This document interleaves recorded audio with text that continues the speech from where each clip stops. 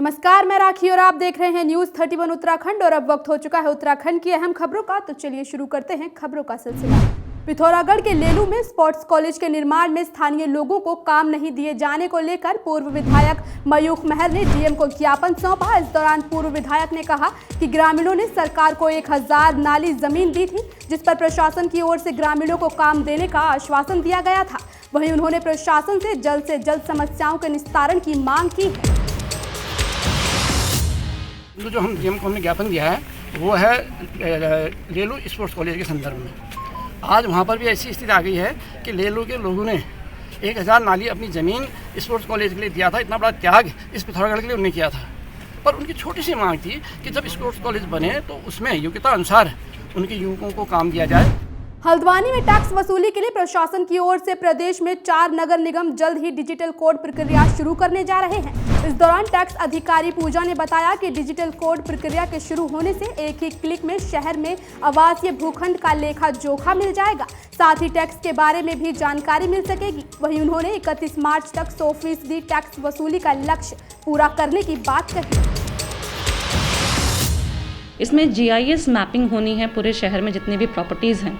ULB level पे नगर निगम के area के अंतर्गत जो आती हैं प्रॉपर्टीज़, उनकी GIS मैपिंग होगी।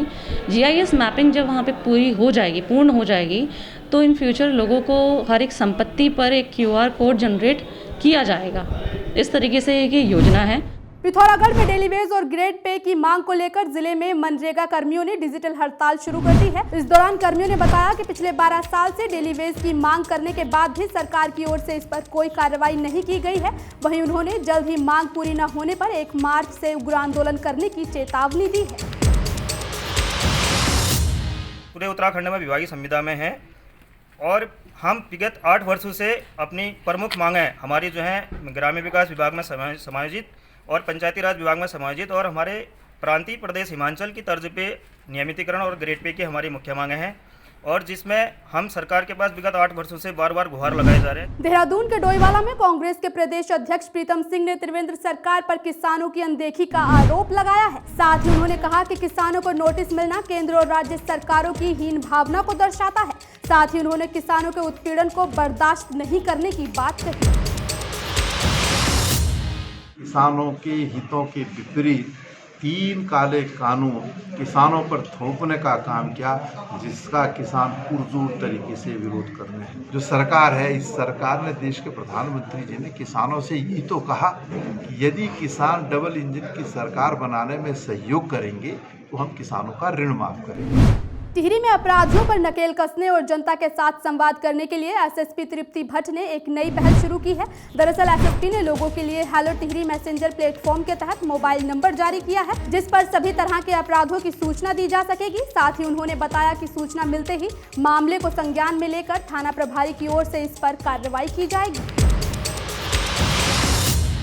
आज जनपद टिहरी गढ़वाल में हमारे द्वारा जनता के साथ एक सशक्त संवाद स्थापित करने के लिए हेलो टिहरी नाम की एक सेवा का शुभारंभ किया गया है, जिसमें व्हाट्सएप, टेलीग्राम या सिग्नल के माध्यम से जनता अपनी शिकायतें, महिला संबंधी अपराध, एंटी ड्रग्स कैंपेन, जो भी शिकायत, सुझाव या समस्या जनता सीधे पुलिस तक पहुँचाना चाहे वो इस नंबर के माध्यम से पहुँचाया जा सकता है। पिथौरागढ़ में गुलदार के हमले में मृतक के परिजनों को मुआवजा नहीं मिलने की मांग को लेकर गुस्साए कांग्रेसियों ने अब कोर्ट का दरवाजा खटखटाया है। आपको बता दें कि बीते दिनों गुलदार के हमले में सुकौली निवासी भूपेंद्र सोन की मृत्यु हो गई थी।